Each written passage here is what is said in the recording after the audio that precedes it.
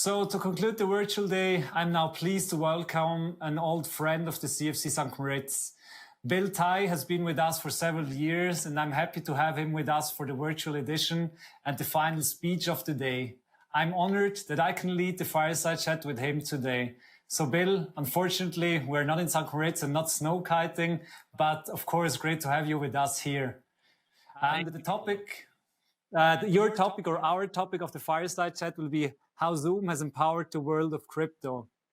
But before we start this discussion, I would like to go back to 1983, the year you started your activities in Silicon Valley.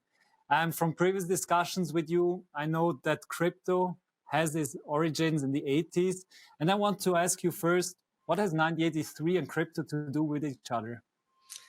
I think basically we're in a world where waves of technology have been building on each other.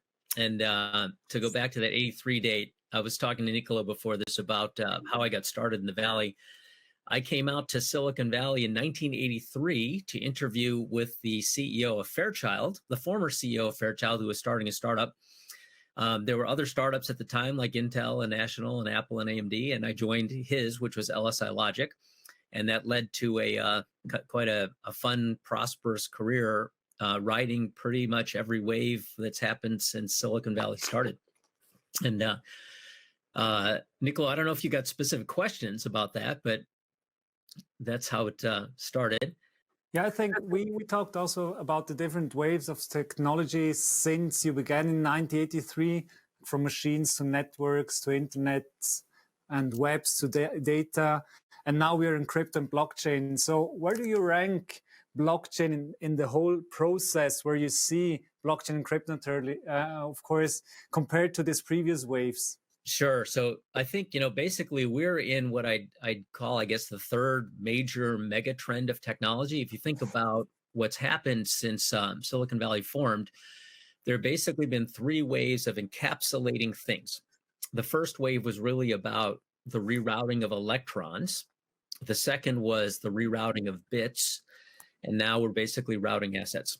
And if you think about what happened in kind of the 80s through the mid 90s, there was a ton of innovation. It used to be actually products like what we're using, they couldn't exist because electronics were built with vacuum tubes. And if you've ever looked at them, they're basically wires and all kinds of things inside, things that look like light bulbs to move electrons around.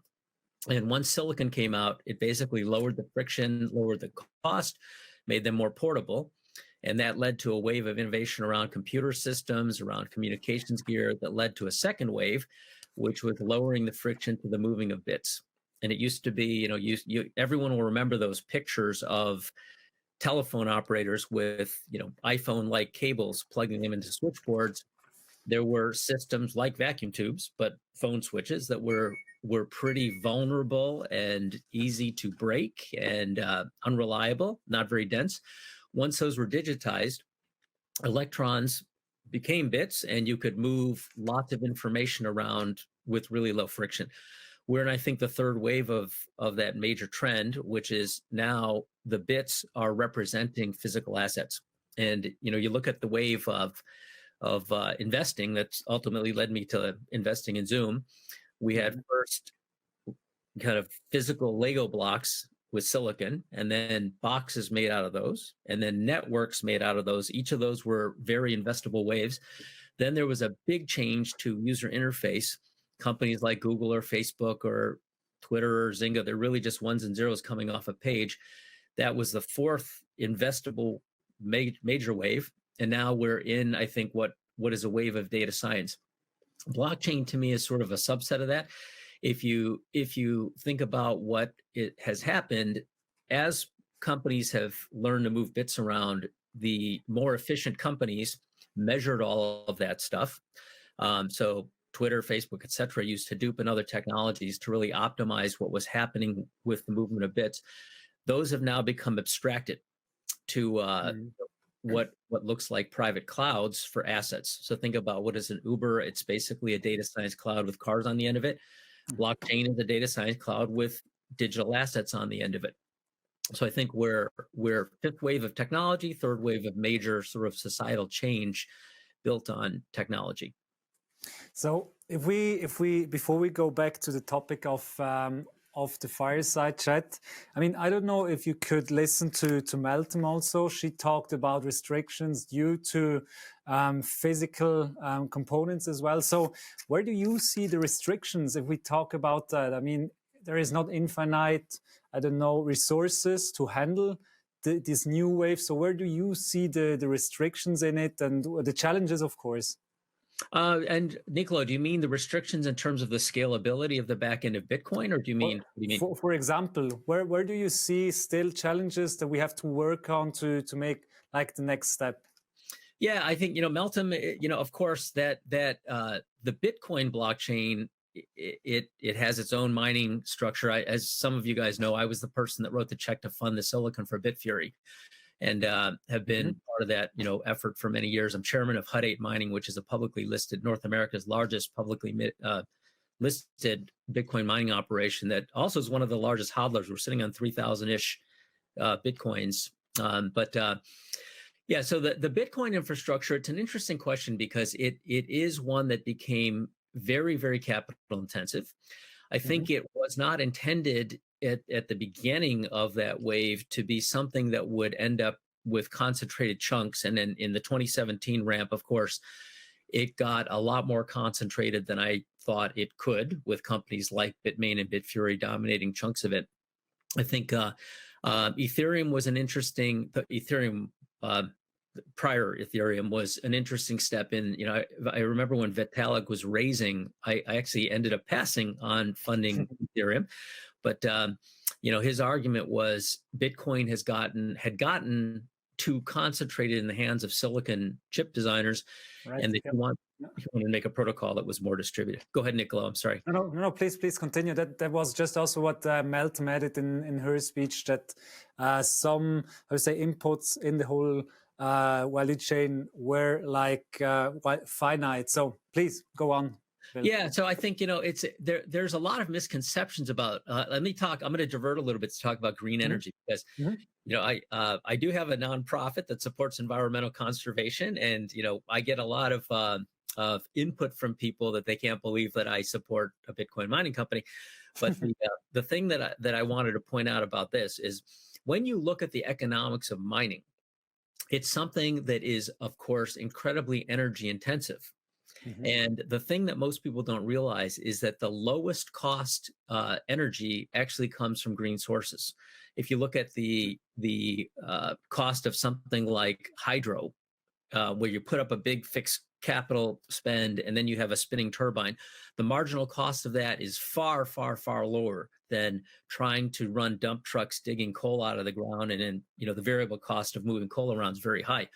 So the thing that crypto has done to alleviate some of the bottlenecks around energy is it gives entities a reason to put that CapEx up, because it's actually a lot of upfront capital that the power provider has to put up to build a dam.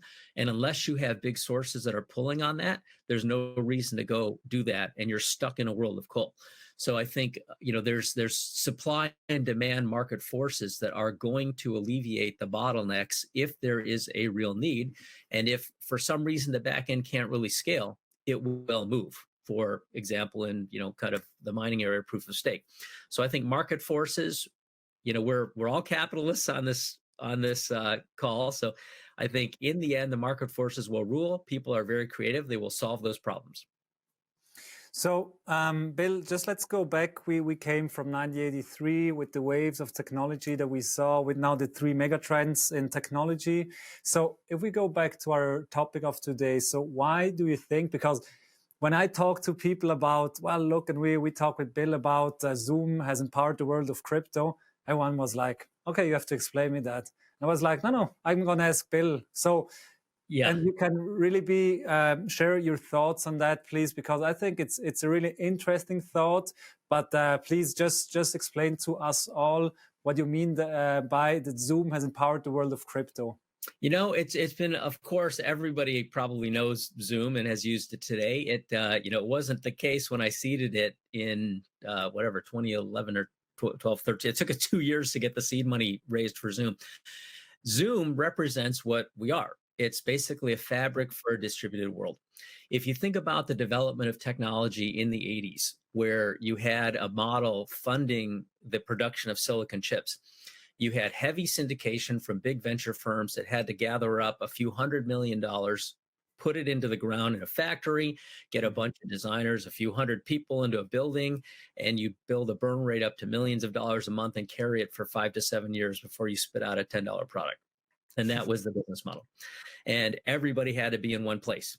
And so Silicon Valley got the name Silicon Valley because it was full of semiconductor factories and engineers. And there was no way possible to be competitive unless you were right here in the Valley. And then I think as technology started to go up the stack to communications equipment that could be built by Ericsson in Europe or by Nortel in Canada or other places, it started to spread a little bit. And then when it became the key to building digital telephone networks, or the digitizing the phone systems, you started to unlock things. But there was still a capital heavy, body heavy presence needed to deliver technology. So the internet at its beginning actually did kind of the opposite thing. When the internet started to hit in the mid 90s, I thought, wow, this is going to flatten the world. It's going to make every software engineer in India the same as one in San Jose. And that actually wasn't the case, because the people in the other countries would see the power of the internet and they would get on a plane and they would move to the people dense area, because communication systems, they work for certain things, but not like they work today with Zoom. And as time moved forward, what's happened now is Zoom and the distributed economy around blockchain, among other things, has allowed venture capitalists like myself to play on a global basis. So I funded companies like Canva and Safety Culture, Power Ledger in Australia, started 2 companies in Japan like Treasure Data or IP Infusion. I funded the Cambridge Analytica team. I just helped spin them out to a project in the UK. So I think that kind of practice couldn't have happened in the 80s. And now we're at the point where, because there are distributed communities of interest and technology platforms like Zoom, you can start a company anywhere. And then the assets can now flow more freely where they need to go, whether it's people, capital, or technology. Okay, got the link now. So if we still go back now to blockchain and crypto, I mean, you're still also, as you said, with Bitfury in the space. So how do you see the next wave coming? And I mean, what is happening on the back of blockchain and crypto, right? So what will emerge from blockchain and crypto? I mean, we saw from where we come now with your experience since the 80s. Now we're here with crypto and blockchain, where we say, okay, that's the third mega trend of technology. Yeah. We have Zoom, we're working. I mean, I'm here in St. Moritz, you are far away. We can speak to each other, we could do business and everything. So a huge step in comparison to 1980. What will be next? I mean, what is emerging from blockchain and crypto and from all the developments that we see now? We're all living in such an amazing and interesting time, and we're in a world of the virtualization of assets. It's a little bit science fiction like, but when you watch a movie like The Matrix, where physical people can turn into a bunch of bits and go down a phone line, that's where we are. I think if you think about what data science does, I helped build this. I co-founded, and helped build a company called Treasure Data that Masa Son acquired at SoftBank. What we did is we basically created a digital twin of any physical or digital asset that attached it to a cloud infrastructure. So you knew where it was, you knew when it was moving, you could measure what was happening with it all the time. And we did things like, monitoring the windmills for Mitsubishi, or a few percent of Toyota's hybrid automobiles. And like I said, networks of assets like Uber or a car on a data science. The asset, it's a connected car to a data science cloud, as Airbnb is rooms on a cloud. So we're in a world where the optimization of assets is going to become a part of everyday life. The difference between an Amazon and a Walmart, or a JCPenney and Sears, is that Amazon and Walmart have a digital representation in a private system, and they know where the assets are. So they're far more capital efficient. The assets can go where they are demanded in their network of things, just like a FedEx, does or whatever in their own system. And unless you are empowered by that, you're not going to survive compared to the companies that are. So in the early days of the internet, it was there were private networks like AOL or Prodigy or CompuServe that basically laid out the behavioral functions of what the internet became in an open system that was much broader. And so I look at like an Uber or a Airbnb, or they look like a Prodigy or CompuServe to me today around private networks of certain kinds of assets. Companies have those private networks around certain kinds of assets. The blockchain layer is going to provide an interoperability layer, in a sense, that looks a little bit like what TCP/IP is for the internet. So you're going to be able to build private stacks on top of it, like people do on top of TCP/IP. Yet those will all be able to exit, on ramps, off ramps, interchanges for what are bits in the internet or electrons in the semiconductor area. Now, for any kind of asset, whether it's an NFT like NBA Top Shot, I'm one of the seed investors in CryptoKitties, or early stage investors in CryptoKitties too. That product is taking off, whether it's physical representations of physical items in supply chain implementations, or whether it's just digital pieces of value like a Bitcoin. So it's all going to become frictionless. Okay, so but still, I just want to go back to the beginning of our discussion, Bill. I mean, everything that you said now with the future outlook, I mean, somehow we need infrastructure for that, right? I mean, you need energy, you need, I mean, how do you see that challenge, or how can we handle that challenge? But I think the thing about blockchain and the representation of assets on a network is it makes everything far more efficient. So think about in the case of an Uber, you have all these cars that used to be unused 99% of the day. And once they were attached to a network where they could be used where needed, you had an incredible, in a way, deflationary explosion of use case, because all of a sudden all those assets became usable and the cost to deliver went way down. One of the reasons I got excited about a company called Power Ledger, I was one of the people that helped kick that company off and start that ICO. First ICO out of Australia in 2017, I think. They basically create a marketplace function for electricity. So as you think about the changing of the infrastructure away from coal plants to windmills, solar power, hydro, those are production assets that are a little bit cyclical, like wind, really strong in parts of the day, solar only during the day. And yet, if you are able to connect those to a grid virtually, then you have supply from all of those and you're efficiently utilizing them. There are some wind power plants, for example, because they're overproducing relative to demand and you can't control the wind, they will pay you a cent a kilowatt hour just to take the energy away so they don't have to buy batteries and store it because it's more expensive. So to be able to redirect that off of a more liquid grid, in the same way that communications networks evolved to have a network of networks in the internet, you have much better load balancing and a much more efficient use of capital to supply what's needed. So it's coming. So, I mean, we had, of course, not that discussion in that, in that detail with some friends also, but what about, I mean, electricity, right? I mean, we are in Europe, also in Switzerland, we have sometimes a discussion, hey, we need to ensure that we have enough electricity for everything that is happening now. So now put such a network of networks on top of that. I mean, is that a problem at all, or am I seeing something that is not there?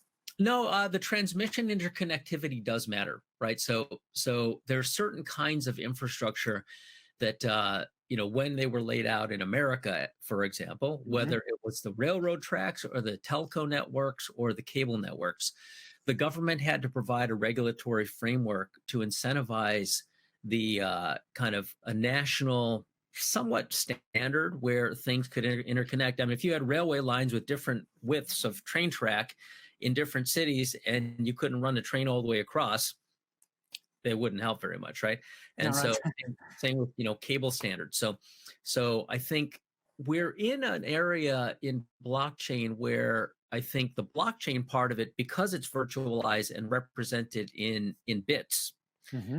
you can have translation layers to make all that stuff work. The power grid is a different thing. You're going to have the transmission lines interconnect. So the issue people have is, can you get the power from one grid to the next? And it will only really happen if two things happen. One is that there has to be enough kind of standardization and regulatory incentive. Mm-hmm. And the second is the market forces have to make it economically viable. And I think both of those will happen. I think they tend to get driven by the economics first.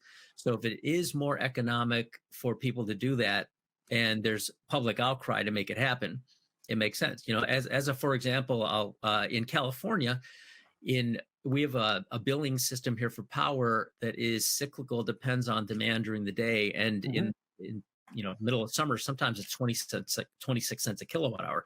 If you put solar on your roof and you put electrical pressure into the grid, PG, the power company here buys that back at a couple cents a kilowatt hour. But I'm on the same transmission line as my neighbor, who, I'm selling it for 2 cents when my neighbor's buying at 26. That makes no sense, right? Mm-hmm. So just to have a software layer on top of that evens things out, makes a lot of economic sense. A lot of public buyers could save a lot of money. They are the people that vote in the regulators. So I think over time, you're going to see, at least in America, we'll see other places, when it happens, you will see, I think, the same kind of changes that allowed for the deregulation of the phone system in the mid-90s, Mm-hmm. and took long distance rates from $1 a minute a phone call. Like, people don't even probably remember that.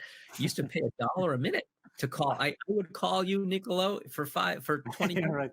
$20 bill to make that call. And now that call is essentially free, right? Yeah. So the economics of scale will drive a different scenario if it makes sense. And it will make sense.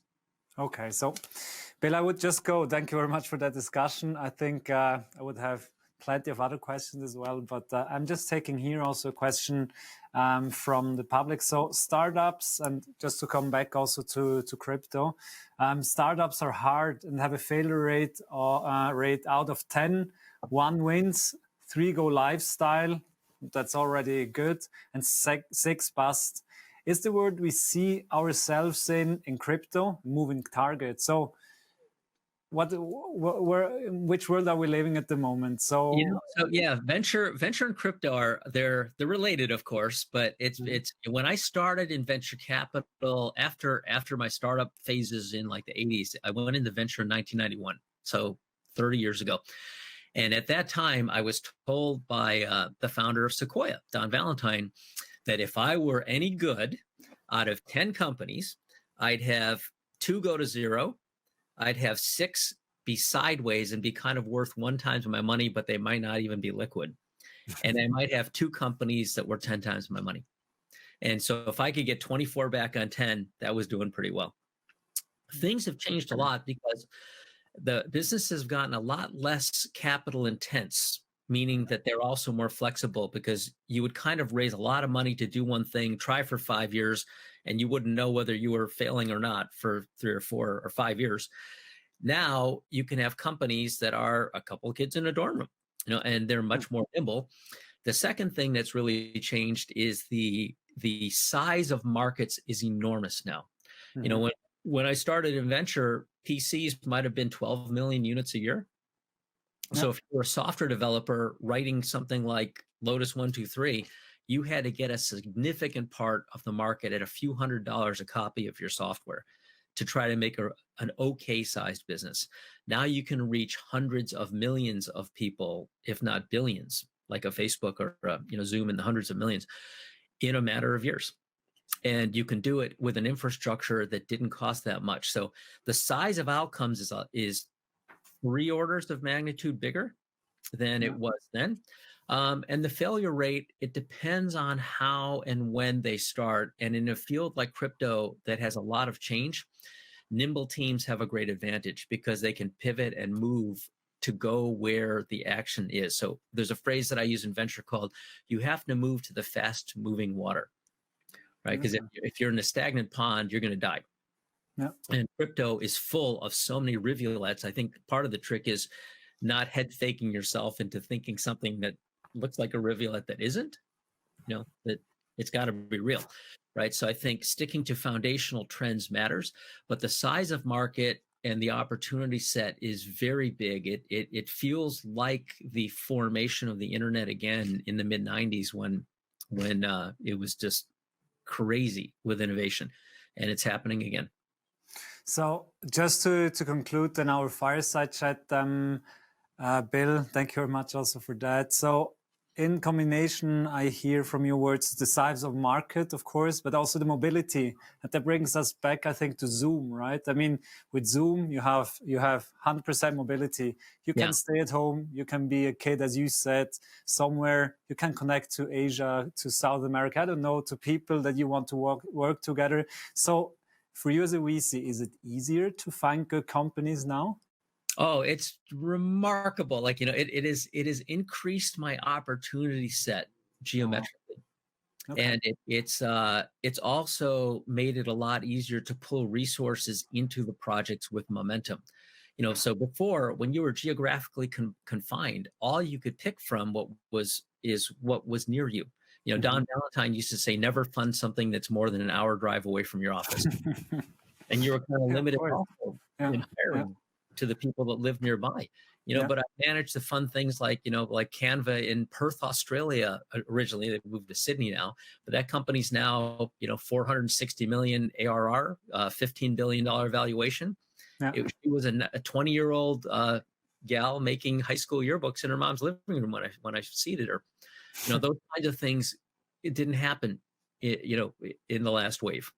And they're going to become more and more commonplace as we go forward, because you can reach every part of the planet through Zoom. And crypto is a wonderful thing because it's already a distributed community. Actually, the interesting thing about crypto is, as I funded, the silicon companies I funded were all pretty much in the Valley. Network equipment companies, all pretty much in the Valley. ISPs and data centers became a little more pervasive, but still mostly in the Valley. As I think about crypto, only one of the investments I've made is in the Valley. CryptoKitties in Canada, Power Ledgers in Australia, Bitfury is in, they're all over the world. Hut 8 Mining's in Canada. So it's interesting to see that as the world has progressed with these technology waves, the vast majority of my investments now are not in the Valley, and they're done through Zoom. Yeah, interesting. So thank you very much, Bill. So we're at the end of this fireside chat, which gave us a better understanding, of course, how you connect Zoom and crypto, and of course, the whole picture. So as always, it was a pleasure to listen to you, to learn new things, and of course, an honor to interview you. So